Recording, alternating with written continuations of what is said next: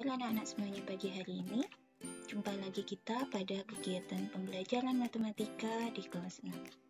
Pada hari ini kita akan mempelajari tentang sifat perkalian bilangan bulat.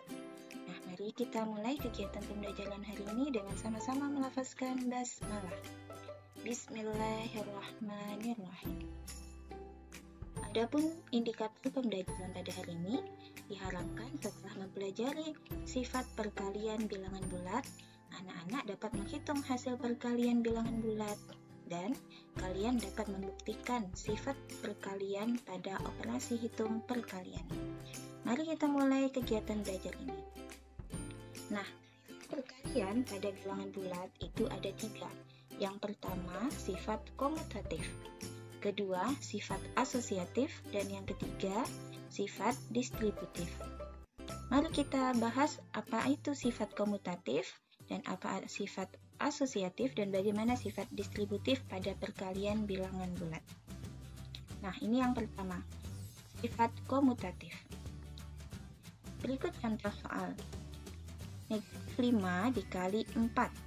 Hasilnya adalah negatif 20. Nah, bagaimana jika posisinya ditukar? 4 dikali negatif 5. Berapakah hasilnya?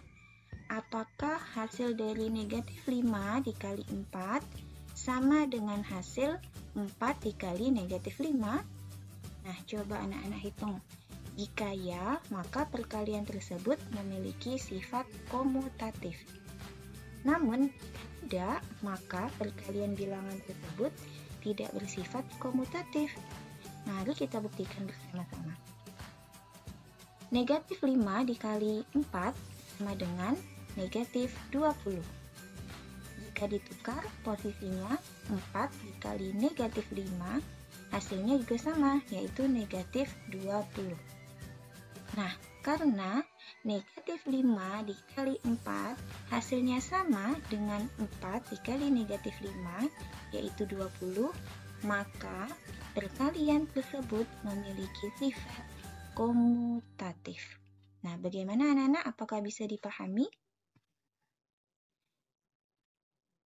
Selanjutnya, nah, setelah melihat penjelasan berikut, dapatkah kalian menyimpulkan apa itu komutatif perkalian?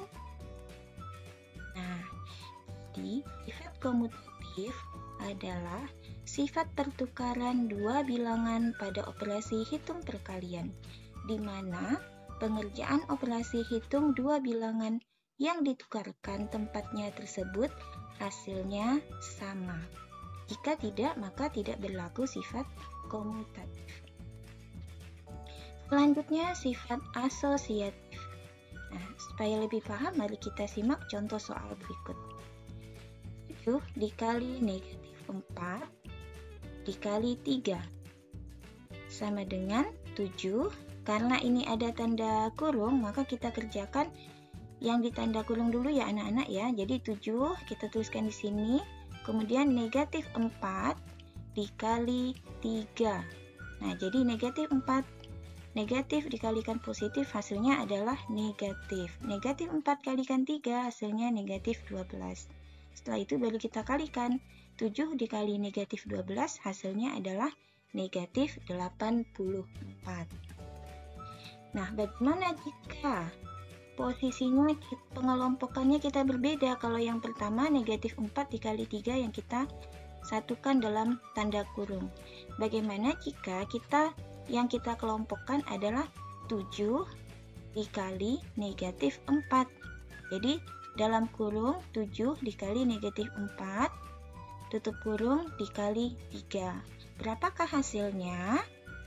Nah, apakah sama hasilnya jika 7 dikali buka kurung negatif 4 kali 3, tutup kurung, apakah sama dengan hasil dari buka kurung 7 dikali negatif 4, tutup kurung dikali 3. Nah, anak-anak, jika sama hasilnya, maka perkalian bilangan bulat tersebut memiliki sifat asosiatif. Namun, jika tidak, maka tidak berlaku sifat asosiatif. Nah, sekarang kita bahas ya sama-sama ya untuk membandingkannya. Sekarang mari perhatikan. 7, karena kita tulis dulu di bawah, kemudian negatif 4 dikali 3. Ingat aturan dalam perkalian, jika ada yang bertanda kurung, maka kita selesaikan dulu operasi hitung yang bilangan yang ada di dalam kurungnya. Nah, perhatikan 7 dikali negatif 12. Kemudian, karena di sini 7 dikali negatif 4 berada di dalam kurung, maka kita selesaikan dulu juga yang ada di dalam kurung. 7 kali negatif 4 hasilnya negatif 28. Baru kita kalikan 3. Nah, apakah hasilnya sama? Dan ternyata sama ya anak-anak ya. Jadi 7 dikali negatif 12 hasilnya negatif 84. Dan negatif 28 dikali 3 hasilnya juga sama, yaitu negatif 84. Nah, jadi karena hasil perkaliannya sama, maka perkalian bilangan bulat tersebut memiliki sifat asosiatif. Bagaimana anak-anak? Apakah bisa dipahami? Nah, sekarang apakah anak-anak dapat menyimpulkan apa itu asosiatif perkalian setelah melihat contoh berikut? Ya, jadi sifat asosiatif dalam perkalian itu artinya mengelompokkan 3 bilangan atau lebih dengan urutan berbeda, di mana pengerjaan operasi hitung 3 bilangan yang dikelompokkan tersebut hasilnya sama. Oke, kita selanjutnya membahas sifat yang ketiga ya, yaitu sifat distributif. Nah, perhatikan. 7 dikali negatif 5 ditambah 6. Ingat aturan dalam perkalian, kerjakan dulu yang ada di dalam tanda kurung ya, jika ada tanda kurungnya. 7 kita turunkan, kita pindahkan, kemudian negatif 5 ditambah 6. Negatif 5 tambah 6 hasilnya adalah 1. Jadi 7 dikali 1 hasilnya adalah 7. Nah, bagaimana jika kita bentuknya seperti ini? Kita ubah bentuknya seperti ini. 7 dikali negatif 5 ditambah 7 dikali 6. Nah, apakah hasilnya sama dengan cara yang pertama tadi? Sekarang kita lihat ya, apakah 7 dikali negatif 5 ditambah 6 hasilnya sama dengan 7? Buka kurung, 7 dikali negatif 5 tutup kurung ditambah 7 dikali 6.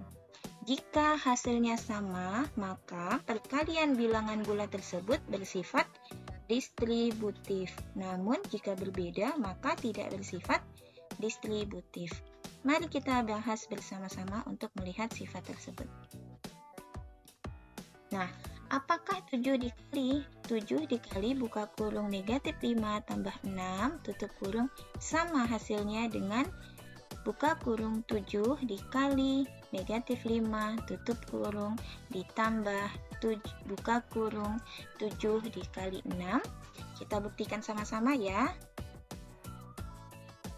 Sekarang anak-anak mari perhatikan. Nah, 7 ini saya tuliskan ke sini, negatif 5 tambah 6. Negatif 5 tambah 6 hasilnya adalah 1. Kemudian di sini yang di sebelah kanan 7 dikali negatif 5 hasilnya adalah negatif 35. 7 dikali 6 hasilnya adalah 42. Nah anak-anak perhatikan, 7 kali 1 hasilnya adalah 7. Negatif 35 ditambah 42 hasilnya adalah 7. Dari hasil perhitungan ini kita dapat melihat bahwa hasil dari perkaliannya itu sama, maka hasil hitung tersebut memiliki sifat distributif.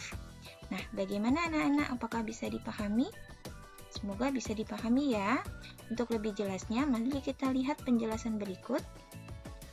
Tahukah anak-anak bahwa sifat distributif itu ada dua. Ada distributif terhadap penjumlahan seperti ini, jadi A dikali B tambah C, jadi A kita kalikan B, kemudian A kita kalikan C.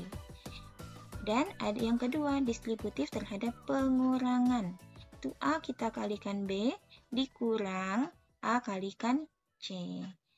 Jadi, sifat distributif itu adalah sifat operasi hitung dengan dua operasi hitung yang berbeda. Salah satu operasi hitung berfungsi sebagai operasi penyebaran dan operasi lainnya digunakan untuk menyebarkan bilangan yang dikelompokkan dalam tanda kurung. Gimana anak-anak? Apakah bisa dipahami materi hari ini? Agar lebih mantap lagi pemahaman kalian, mari kerjakan latihan berikut untuk menambah pemahaman anak-anak dan untuk melatih berhitung kalian. Untuk soal nomor 1 dan nomor 2 bisa kalian kerjakan dengan sifat distributif ya anak-anak ya, dengan cara penyebaran. Oke, itu saja kegiatan belajar kita hari ini. Semoga bermanfaat apa yang sudah disampaikan oleh Ustazah. Terima kasih. Assalamualaikum warahmatullahi wabarakatuh.